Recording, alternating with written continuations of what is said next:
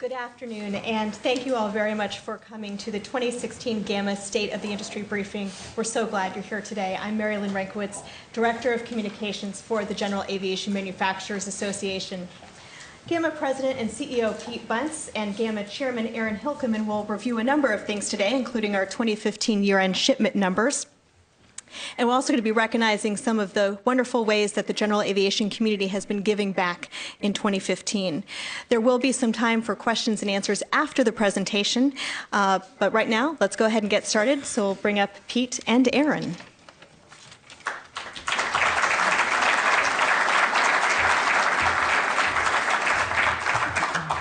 Well, thank you. It's always just fun for me to have this kickoff event of the year and to be able to have not only our board members here, but all our friends in the press and from our sister associations. And it's a particular honor for me to have my chairman this year, the President and CEO of Duncan Aviation, Aaron Hilkemann, to be with me on stage. Aaron? Thanks, Pete. It's great to be here, and we're happy to share the results of 2015 and also some of the challenges and activities going on today in Washington. Well, as we build this thing as both a review and outlook, I thought we'd start and just take a look at the progress on GAMA priorities that have been made in 2015. The first thing I'd like to start with is those of you that have been paying attention to press releases in the last couple of days that don't involve ATC and FAA reauthorization, you've noticed that a big decision was made up in Montreal dealing with the CO2 standard. Now, GAMA put forth in 2008 a commitment to be able to help develop this standard because we recognize that if we did not do it, the airlines would develop a standard on their own that would probably not impact us favorably in being able to develop new product. And our scientists and our engineers went to work from our OEMs, and this now 6-year process of developing that standard culminated with the CAPE meetings this past week. Ed Smith on our staff just got back last night and reported to our finance committee this morning that this standard has been accepted, and you'll get details about it later. It's very technical, so I won't go into all of those, but this standard is something that business aviation is definitely a participant in, that it fits the way we build aircraft, the number of people that we have on board the aircraft, and it is truly great that they've been able to go and establish this standard, working with our brethren that are in the commercial world, and be able to put that forward to the full General Assembly for acceptance later this year. Let's look at the next point that GAMA has been working very hard on, and that's being able to get recognition before the states of design around the planet that deal with business and general aviation aircraft on how you certify and how you leverage off of each other's competencies. There's 4 states of design, obviously represented by the FAA here, Transport Canada, north of the border, EASA for all of Europe, to include our Pilatus, which certifies their aircraft through the Swiss authorities, but works very closely with the EASA in that process. And of course, Embraer works very closely with ANAC in Brazil. So those 4 states of design all have bilaterals with one another. But the key for us is to be able to leverage those bilaterals so we don't have engineers checking engineers checking engineers. And we've been able to make great progress in that effort, and that will continue as we go forward because it's good for the government and it's obviously good for industry. Another thing that is happening right now that is very important that those of us here in the U.S. sometimes can lose sight of is that there's a complete review of the EASA basic regulation. Now, EASA has been in place for a little over 10 years now. What they're doing is they're fully revamping the way they are looking at how EASA regulates safety in Europe. This is as big a deal as FAA reauthorization is over here. And what we've been working hard toward and what we've seen success through the great relationships that we have built with the EASA staff and the EASA director, Patrick Key, is the fact that we are now looking toward regulating business and general aviation on a proportional basis, which steps up the level of safety and the risk management versus regulating it all to the highest common denominator as you would with the airlines. There are also very many other elements in this basic regulation that will help us. But if you just look at the proportionality aspects of this basic regulation, this is important stuff, and it's moving forward now to the European Commission and the European Parliament for adoption. Along with that, the next item is technical standards orders and European technical standards orders. We had a huge win last year by mutual acceptance between EASA and FAA of each other's TSOs and ETSOs. What does that do? For industry, saves millions of dollars. Again, no duplication of effort between the authorities, but it's really the first step. It is the foundational piece with which now we build upon. The next step is mutual recognition of each other's supplemental type certificates on the simple side, and then to the more complex side. Where do we go after that? Then we move up to actual certification of aircraft. So if we have an aircraft certified up by Transport Canada, that the FAA will accept that and not do the engineers, checking engineers piece to that. This is big, and we'll keep pushing on that. And then finally over in Europe, single engine IMC for commercial operations. This has been a 10-year effort. And quite frankly, although the safety data, we could put safety data in front of regulators and say, you cannot show us how flying a single engine turbine over in Europe is any more dangerous than a twin engine turbine.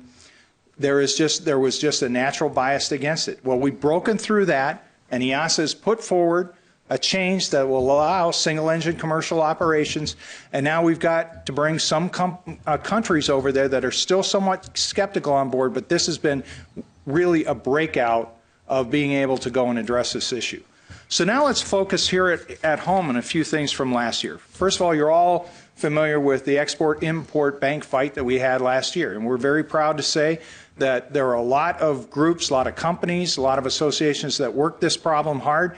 It's just crazy how politics works in Washington and who was for it and who was against it, but in the end, I think the righteousness prevailed, and we got reauthorization of the Export-Import Bank. That's huge for the whole ecosystem of aviation, civil aviation in the United States, to provide a level playing field across the planet so that all countries can compete fairly with their export financing. When we look at another key thing that happened during the budget deal, assurance that the R&D tax credit is permanent. You all know that the lifeblood of our industry for manufacturers is to produce new product. And for us as manufacturers to be able to sit there and have confidence that year after year we will get that R&D tax credit so we can invest more dollars in the development of that new product is huge. In addition, for our customers and our ability to sell to those customers, to be able to have bonus depreciation now assured. Before what happened, we would get it right at the 11th hour, right during the beginning of December, and that did us virtually no good to be able to entice customers to be able to take advantage of bonus depreciation. Now, we've got it codified. It'll be a 5-year phase out, but we know exactly what we can sell to on how to entice our customers to be able to take advantage of that. ADS-B equipage. Another huge issue. We were all here last year at this time talking about the importance of getting moving on ADS-B. What has happened? The Equip 2020 group has met. Great help from not only our sister associations, but Jens Henning on our staff has played a key role in organizing it to be able to allay the fears that everyone had out there, to try to work the issues, to be able to say, yes, the mandate's going to be fixed. We need to start equipping aircraft. It's not going to change past basically December 31st, 2019, and we've got to move forward. We're happy to say that there's a lot of equipage that has happened, but it's not enough. So last year at this time, we had about 10,000 aircraft equipped. Now we got 19,000 aircraft equipped. Is that enough? No. And as we get closer and closer to the mandate, what's going to happen? Industrial capacity, supply and demand is going to take over, and the cost is going to go up. So we call on our friends in the press and our sister associations to beat the drum and tell people it is going to cost you more if you wait. You need to do this. And when we all look at what's happening with unmanned vehicles, you will want to have ADS-B on your aircraft if you're flying in airspace that requires it, to make sure those little suckers don't run into you. The last thing that we're really paying attention to is developing the workforce of the future. We've paired with groups like the National Association of Manufacturers and AIA and other groups to be able to sit there and say, look at our aging workforce and what skills do we need in that workforce of the future to be able to do our maintenance, to be able to work out on our factory floors, to be able to be the engineers that develop those new products. So we work that hard. We've now got a good picture of where we need to go, and in this next year you're going to see a lot of work being able to be done by different organizations to try to address that. I'm very proud of the fact that our GAMA member companies have joined together and said, let's make a difference at the high school level, and we have the Aviation Design Challenge that keeps growing each and every year. We provide that software, and that's the holy grail, that educators use this software to be able to train a team of kids, with the prize being that one of those teams gets to go out to Arlington, Washington in June to be able to actually build the aircraft that they redesign. Not in their redesign, but the Glasair Sportsman. And we're very proud to partner with Glasair once again this year for our 4th build. So with that, that's kind of a quick summation of where we've come from. I'd like to ask Aaron to go into the numbers. Okay, so we're going to review shipments and billings for the 3 different segments that we've broken into. So we have piston, turboprop, and jet, and we'll try to go through each of those separately. To start with piston. This graph shows from 2004 through 2015 the number of shipments. You can see for 2015 we were down 6.5% at just a little over 1,000 units. In terms of billings, you can see we were down not quite as much, 5.3%. The segmentation in terms of the market distribution of these, and it's a very similar story for almost each product line, but we've seen the international markets decline. In this case, it shows a little bit of an increase with Asia Pacific, but if you take in consideration the decline in the number of units, the units were basically flat in Asia. In all the other markets, they were down, and offsetting a portion of that was the increase in the North American market. So the North American market has absorbed some of the decline in the international market, but not enough to keep the market growing. On the turboprop market, again, you're seeing a decline of about 7.6%, down to 557 units in 2015. But a decline in this one a little bit greater, 10.8%. Down to 1.65 billion. So what you're seeing there are some of the higher end turboprops. They're declining a little bit more than some of the less expensive ones. Market distribution, very similar story as the piston market. A decrease in all the international portion of the market, offsetting that, a 5% increase in the North America market. On the jet side, there's a little bit of a, we're going to explain a little bit to get this apples and apples. Bombardier has not released their 4th quarter delivery information. And so you can see a little bubble or a little partial bar on 14. That's the actual results in 14 before we have the information for 15. So what we've done is, so it's in the same comparison, we've taken out the 2014 delivery for Bombardier for the 4th quarter because it's not included in in 2015.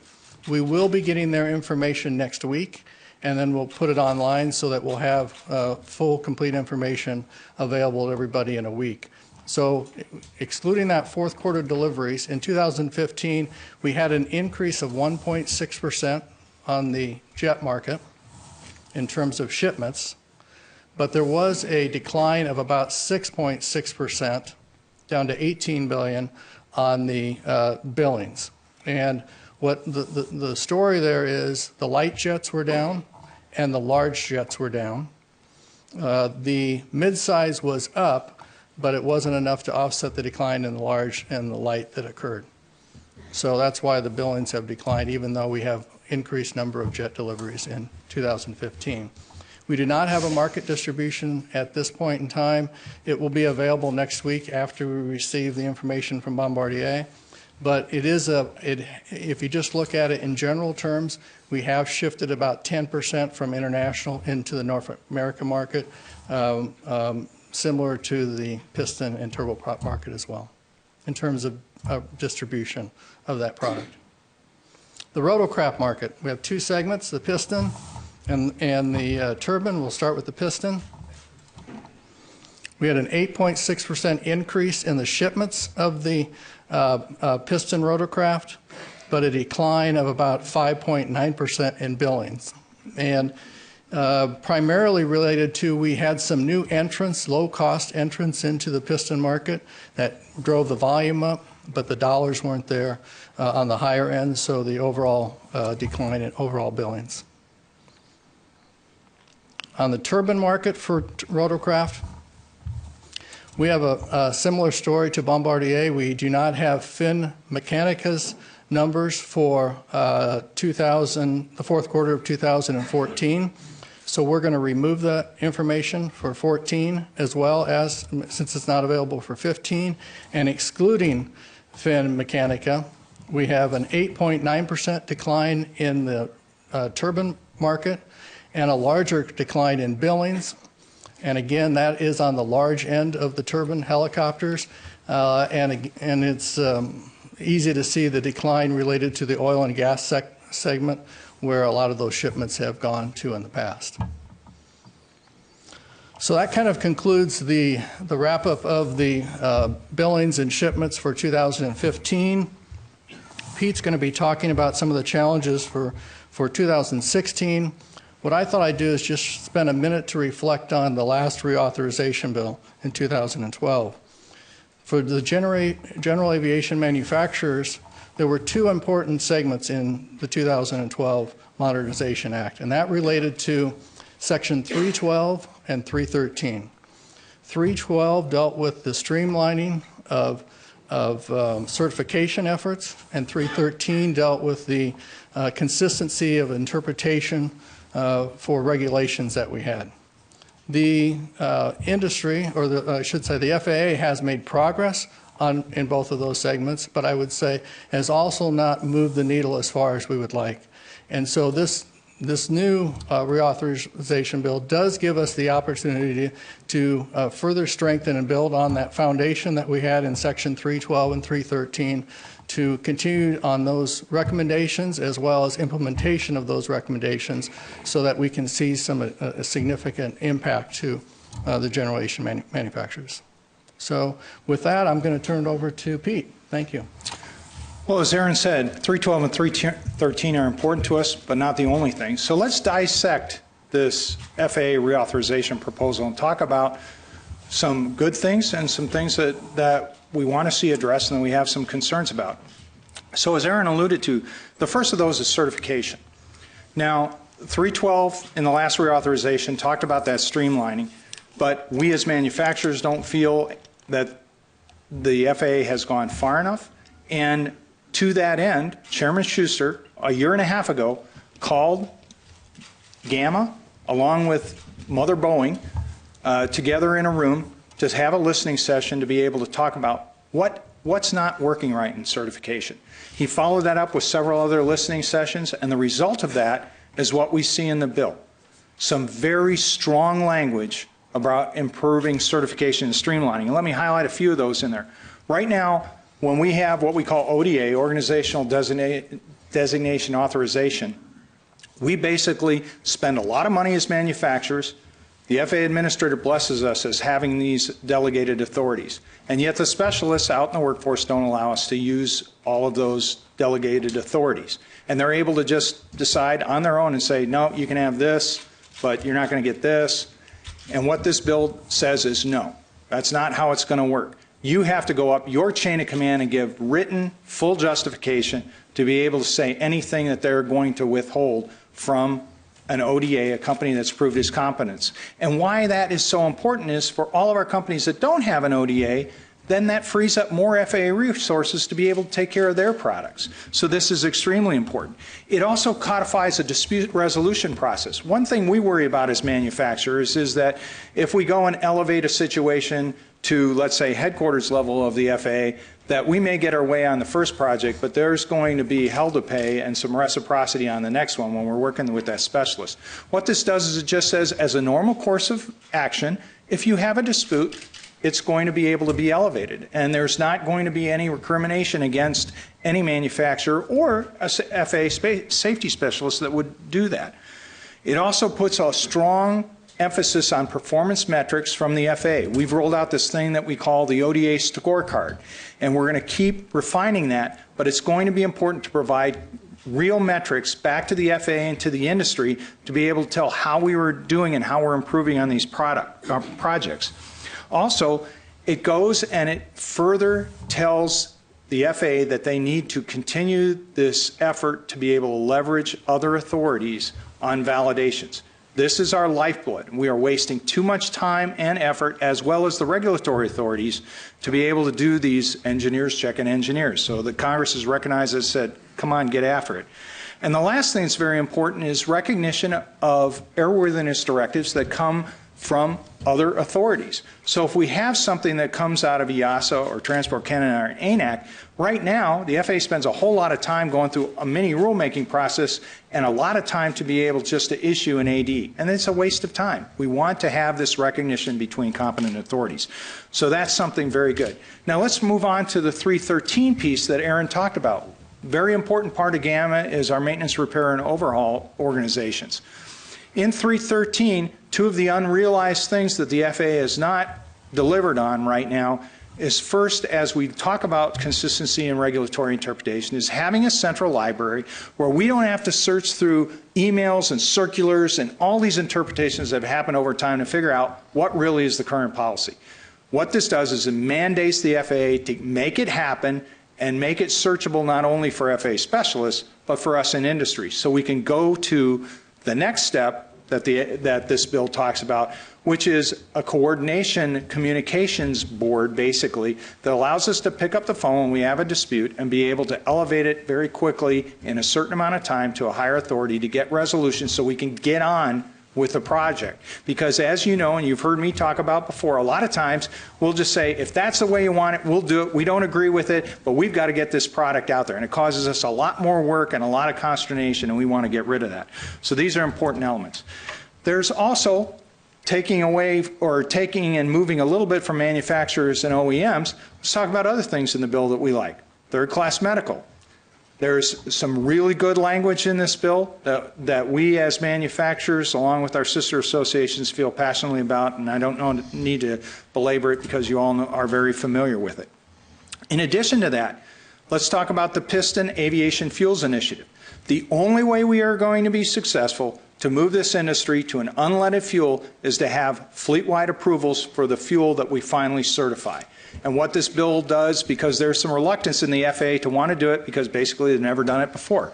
And this bill directs the FAA that this is what you'll do. When you arrive at a fuel, you'll give a fleet-wide approval. That really helps us be able to solve the problem. And last but certainly not least, this bill embraces some new technological ideas out there. And one thing that we have scratched our head about is why the FAA has been slow to embrace remote towers. We can do a lot of good things. In fact, we improve safety by the filters that we can put on these screens. The NATCA controllers like it. They've been out to Leesburg to be able to look at it. It's a great capability that's already been deployed over in Europe to great success, is expanding there, and we want to see it happen, and Congress does too. And so we're glad to see that that's in the bill. So let's now dissect some other parts of the bill that we have some concerns about. In the fall of last year, after our GAMA board meeting, we sent a letter to the top four, the leaders of both Senate Commerce and for House T&I, and said these are our concerns. And the first of which, of course, is certification. And on the left side of this page, we talked a lot about certifications, and I feel very good that those concerns were addressed. But on the second page, there were 3 paragraphs that we want to have a further look at with the bill that has been introduced. And the first of those deals with user fees. Now, you've all heard all of us from the GA Association talking about user fees for years. This bill doesn't address 135 and the user fees on 135. And the other thing that concerns us is the fact that there is no agreement right now with House Ways and Means, which is the taxing committees, that if user fees were imposed and the bill calls for a weight distance type of ICAO-based formula, that all those taxes, or at least some of those taxes that currently are imposed on 135, which 135 pays a ticket tax, segment fee, small fuel tax, that those taxes would go away, and we are concerned about that. The next item is, to me, the holy grail, and it's the most important item, and that's access. The way that the board is envisioned to be structured is that all of these, and these are just a few of the associations that have an interest in the national airspace system, the way it is structured that once the board is put in place, 4 associations have the ability to appoint 11 members to this board. Now, you see those 4 associations up there. All folks that run those associations I know. I'm a proud member of AOPA. Mark is here in the room with us, but Mark has concerns over AOPA having the 2 appointed seats for general aviation, because who's not represented there? There's a lot. We don't have the GA airports. Greg is back here, Newseum. We don't have technologists or manufacturers. We don't have those that would represent our FBOs out there.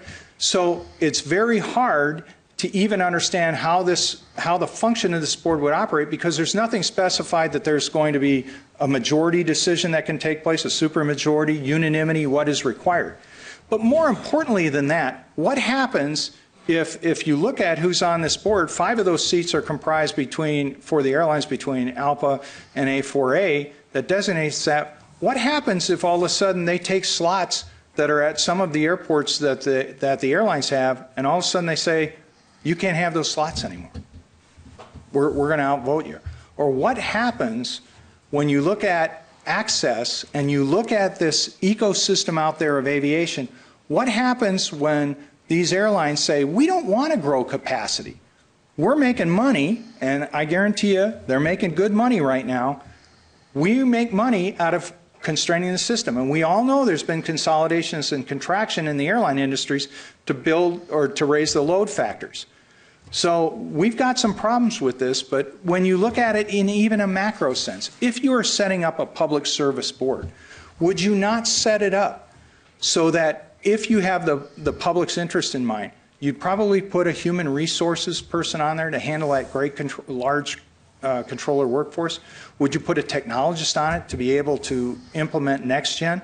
Would you put somebody that's able to handle finances so that you've got experts in finance so that you really know how the dollars that you're going to collect through this user fee system are most widely invested? So as you would set up a board that could function and actually protect everyone's interest in there, we do not see that this formula is something that cannot not be modified. We need to work on that formula there. And the last thing that concerns us, in the 3rd paragraph in our letter, talked about what do no harm, and basically what happens if you fragment. So let's take a look at what would happen if we break the ATC out of the FAA.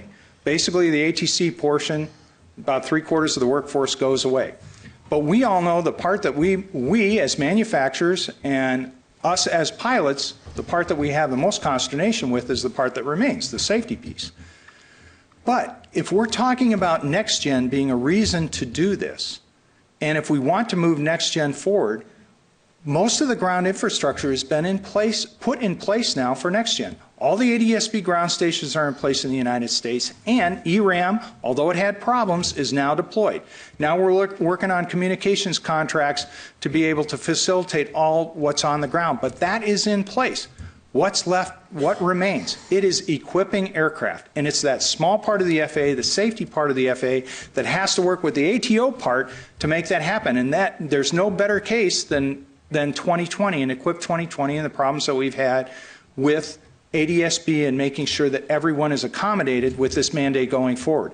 If you fragment it, you cause what we would consider problems in communications between those entities. And where do we see that? We saw that in Europe recently, where they tried to deploy Datacom. You have Eurocontrol and you have EASA, and what happened? It failed.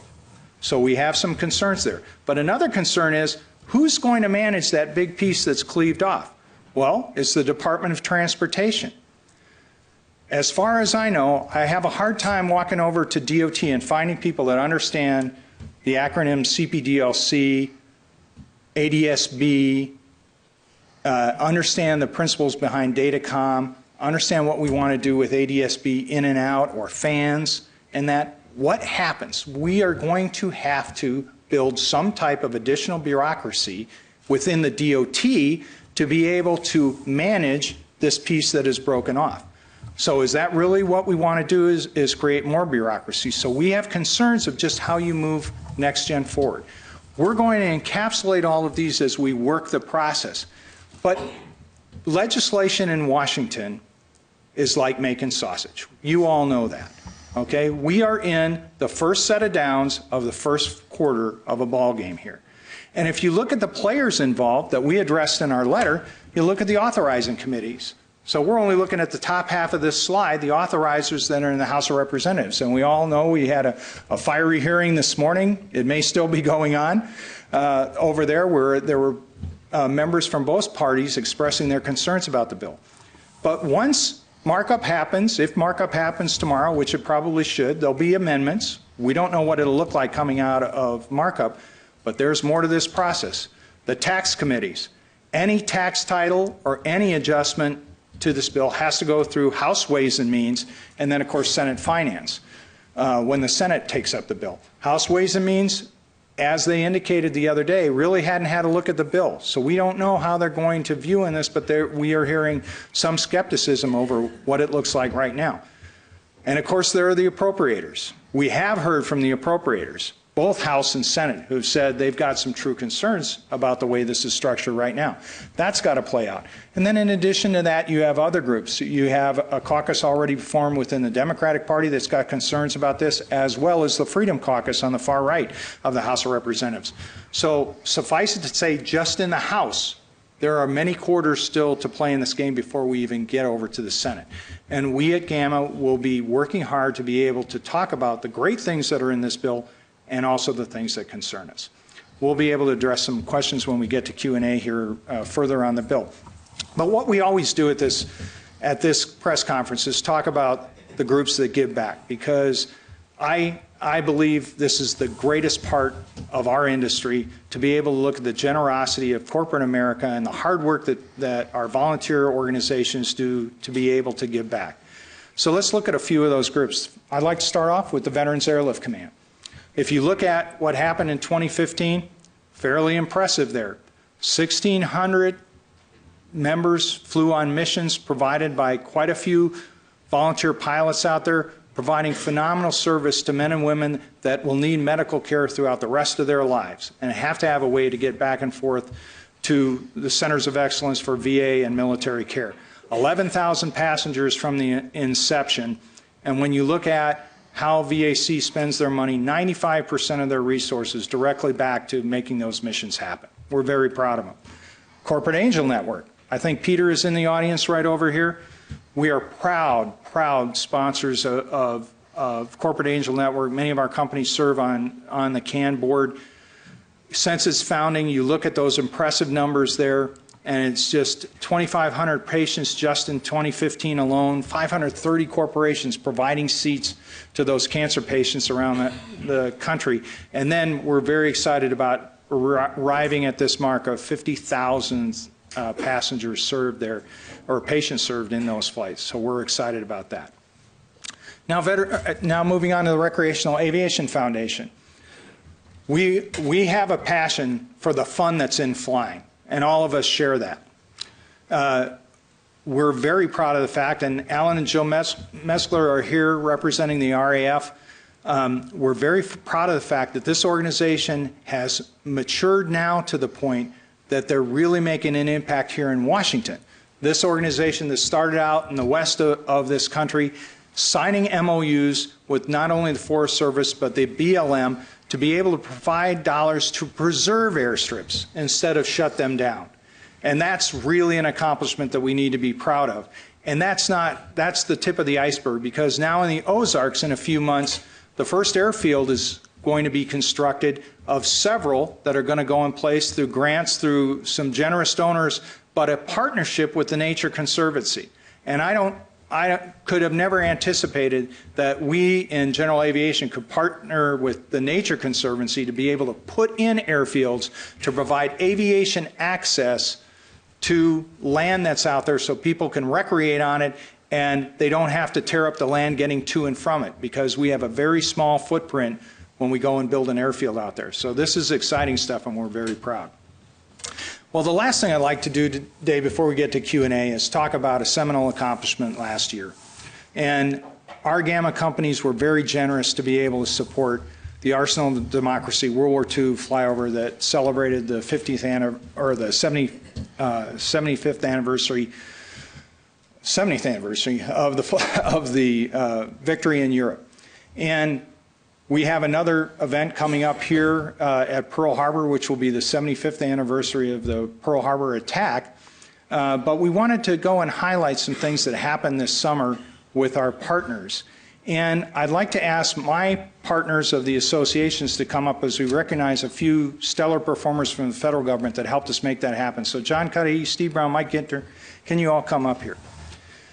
This was a Herculean effort.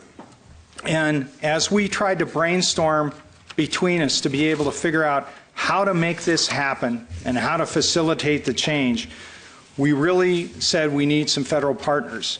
And so as we got together, and that Mike in particular said, well, I've got this buddy, J.J. Johnson, and he's the guy we need to start talking to because he is the FAA man that can go and coordinate these organizations together.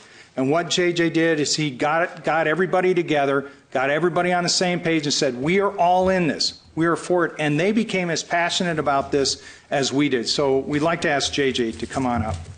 You guys.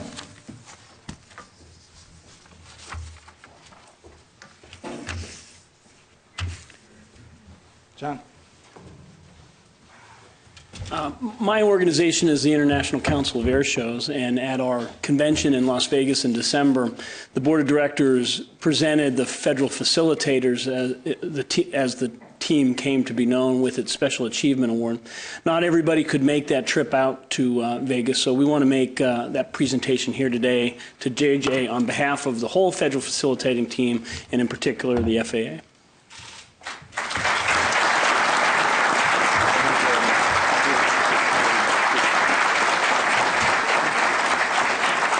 And of course, the FAA wasn't alone in that effort. We had to have TSA involved. We had to vet everybody that was associated with this to be able to go and have the entry access, so we knew exactly who was going out to the airplanes at both Manassas and at Culpeper to be able to make this happen. And Bruce Brown from the TSA was the man that really facilitated that, got his whole team together. And I'll tell you, there was some scrutiny out on the flight line that we had to work through and everything, and Bruce helped us. So Bruce, thank you very much. Thank you.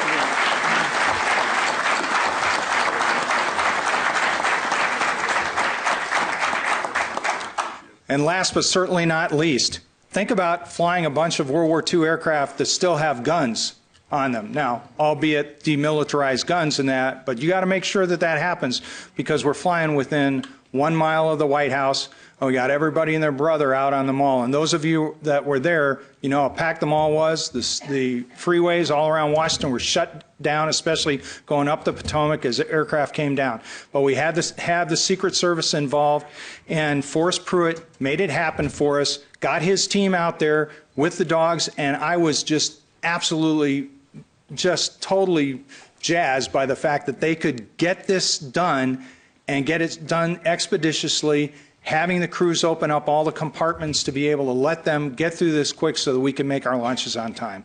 Forrest, thank you so much for making that happen.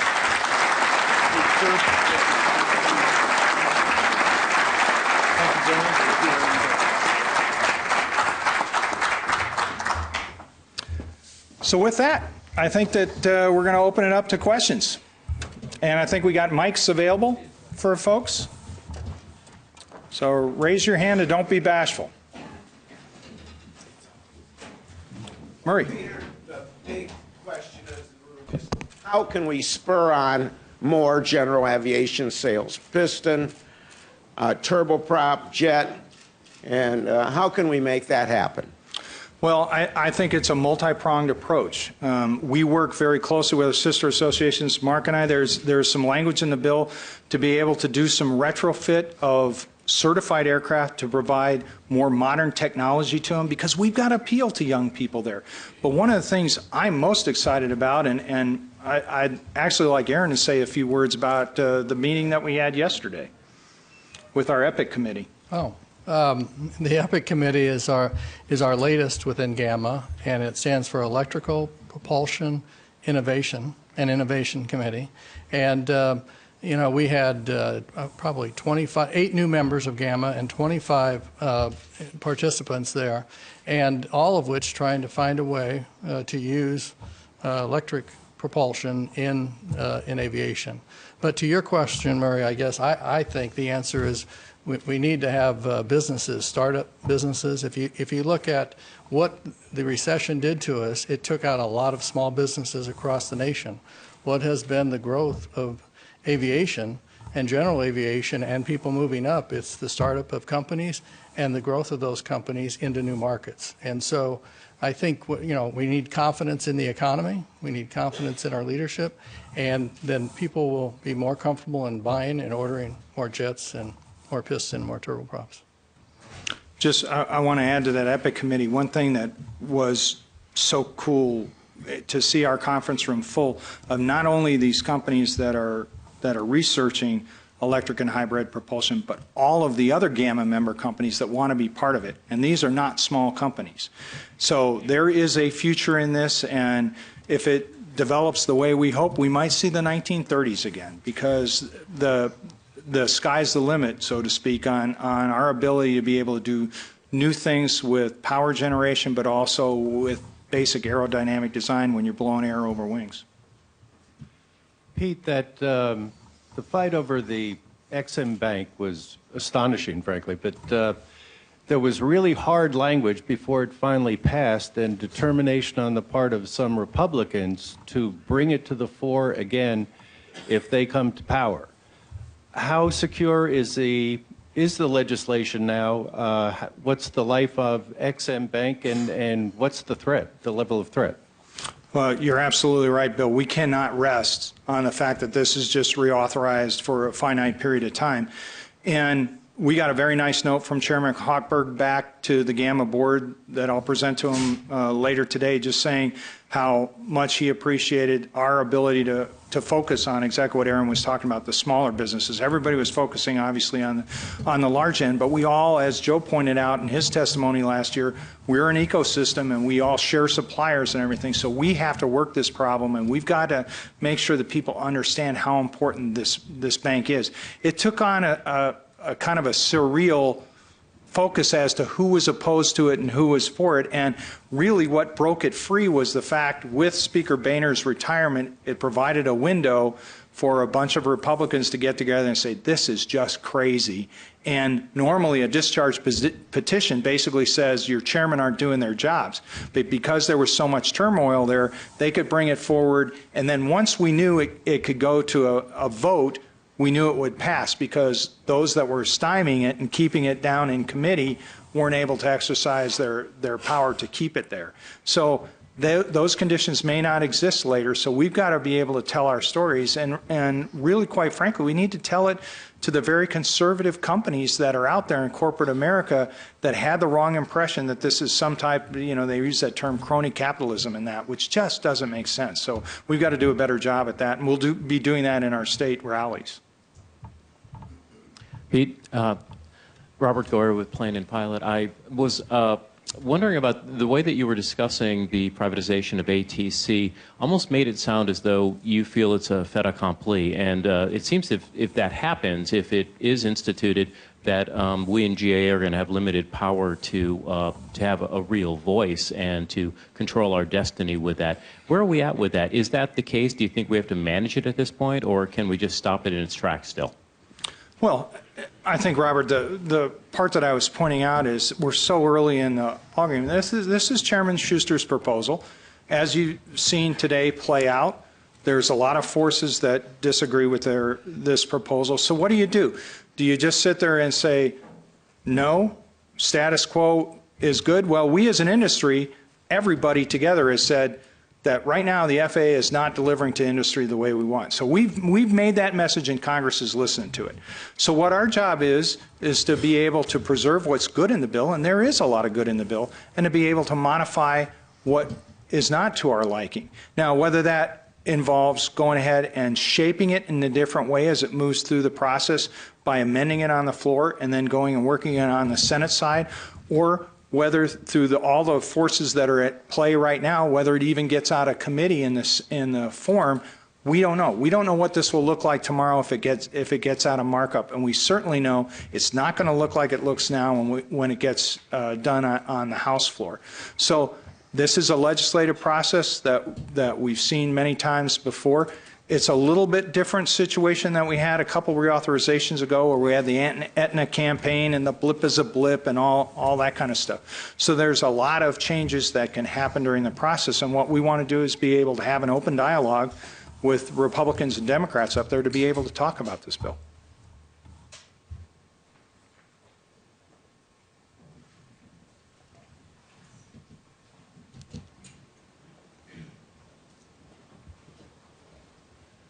Pete, back to your comments on Newseum and what appears to be, from the numbers presented today, the largest contraction in our markets were overseas. Are there other factors other than temporary loss of Newseum that are playing a part of that? And is there anything GAMA can or is doing about those factors? Absolutely. And Jim, this is Jim Hirsch from Air Tractor, one of our proud members, and of course Jim's company, and we called on Jim to testify a lot around on the Hill of the impact of XM financing on what he produces out there. As we look at the markets around the world, it's really interesting because after the downturn, the BRIC countries were the real play. You know, the U.S. economy was doing poorly.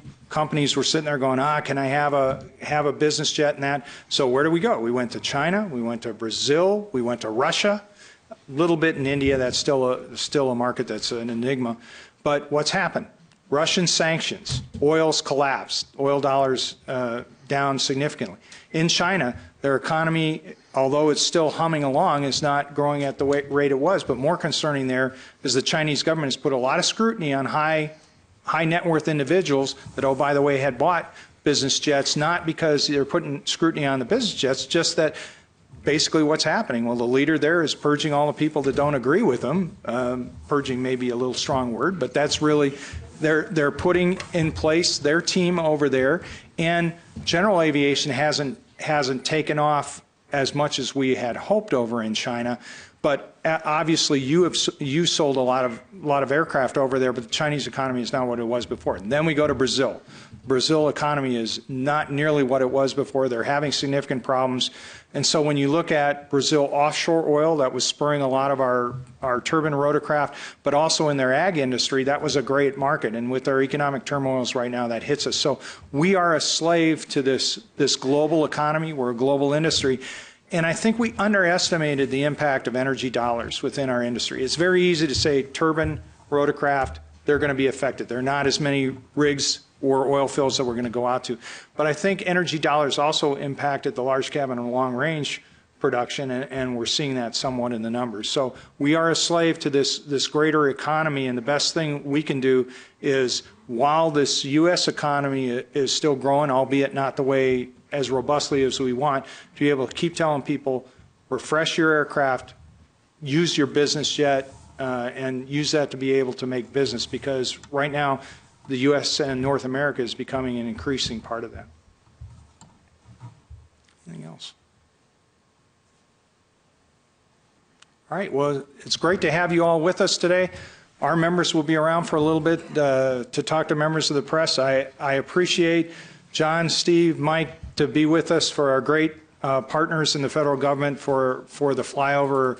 And Peter and Alan, thank you for being here representing the RAF and CAN. Thank you very much.